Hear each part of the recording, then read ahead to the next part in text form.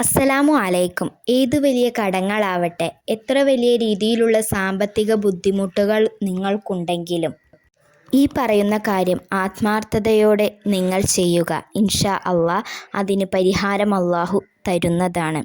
എത്ര വലിയ കടത്തിലും മുങ്ങിക്കിടക്കുകയാണെങ്കിലും അള്ളാഹു അതിൽ നിന്ന് മോചനം നൽകുന്നതാണ്. സ്വർണം പണയത്തിൽ വച്ച് എടുക്കാൻ സാധിക്കാത്തവർക്കും കടങ്ങൾ കൊണ്ട് വലയുന്നവർക്കും അള്ളാഹു ഈ പറയുന്ന കാര്യങ്ങൾ ചെയ്താൽ അതിൻ്റെ എളുപ്പമാർഗം അള്ളാഹു തുറന്നു തരുക തന്നെ ചെയ്യും ഇൻഷാ അള്ളാഹ്. നിങ്ങൾ ചെയ്യേണ്ട കാര്യം ഇതുമാത്രം.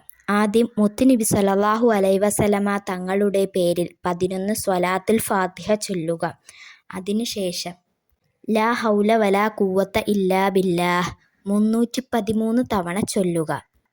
ലാ ഇലാഹ ഇല്ലാ അൻത സുബ്ഹാനക ഇന്നി കുന്തു മിനൽ ളാലിമീൻ എന്ന ദിക്ർ 101 തവണ ചൊല്ലുക.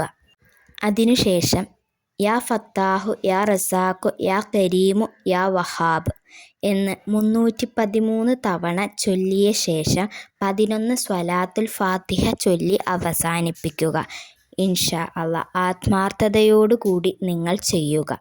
അള്ളാഹു എല്ലാവരുടെയും ഹലാലായ മുറാദുകൾ ഹാസിലാക്കി തരുന്നതാണ്. കടങ്ങൾ എത്ര വലുതുമാകട്ടെ അള്ളാഹു അതിന് എളുപ്പമാർഗം തുറന്നു തരുക തന്നെ ചെയ്യും.